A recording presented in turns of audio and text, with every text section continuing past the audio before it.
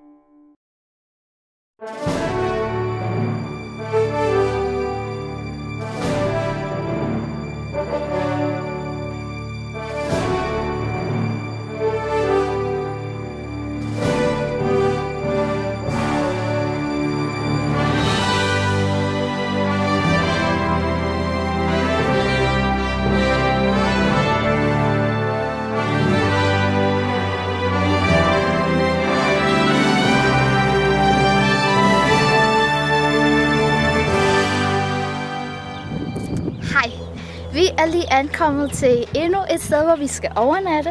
Og Rasmus han har fuldstændig tjekket på det her, hvordan man får vognen sluttet til strøm og vand og sådan noget. Og det vil vi lige vise jer, hvordan man gør. Hej. Hvad er det for en slange, du tager der? Det er ikke en slange, det er et kabel, skat. Det er kablet. Det er, så vi kan få noget strøm på. Ind med den der. Så er der strøm på. Og hvad skal der så ske? Jeg tror, vi tager kloak på nu. Så har vi sådan en lille hemmelig låge her. Så kan du også se, så kan du vise dem det der giver stykke. Jamen det har vi vist set. Den ligger der. Den der røg ind under bilen og blev kørt over og sådan noget. Det var ikke så godt. Dårligt faktisk. Har du sagt, hvor vi er henne? Nej. Nej. Sig lige, hvor vi er henne. Nej, det skal du, fordi det er dig, der er på skærmen. Vi er i Texas. Amarillo, Texas. Så taler man sådan her.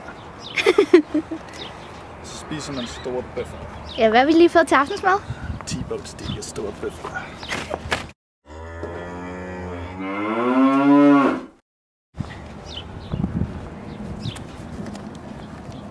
Jeg skal til at operere.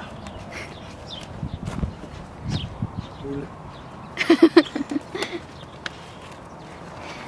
Det er sådan, at man har biler her, ligesom vores. Og så kan man leje hytter.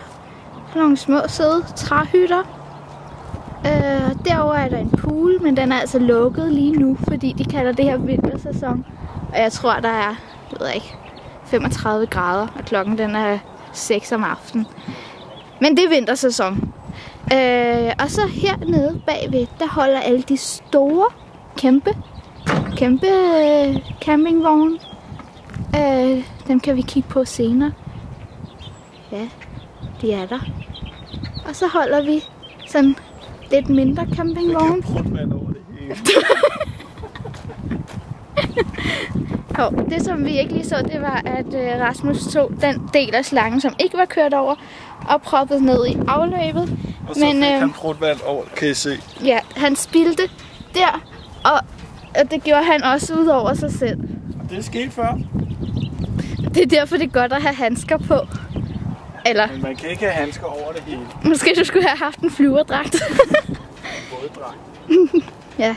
Nå, men så holder så nogle små nogen som os. Vi holder i den her række. Og vi skulle bakke ind. Ja, vi skulle bakke ind, så det er en af de billige pladser. Så skal man tage den her store autocamper og bakke den ind. Og hvis vi lige sådan ser, der er en bænk. Den skal man imellem og mellem den anden bænk. Og hvis man kan finde ud af det, og det kunne Rasmus heldigvis, så får man altså billigere parkering her for natten. Ja, vi havde også en mand til at guide os, fordi de var lidt i tvivl, om Rasmus kunne finde ud af det. Og Rasmus han er ved at proppe vand på her. Og det er ganske normalt vand, der kommer fra en vandhane. Er vi færdige nu? Ja, det. Hej hej. Han sprøjtede lige vand på mig. Hej hej.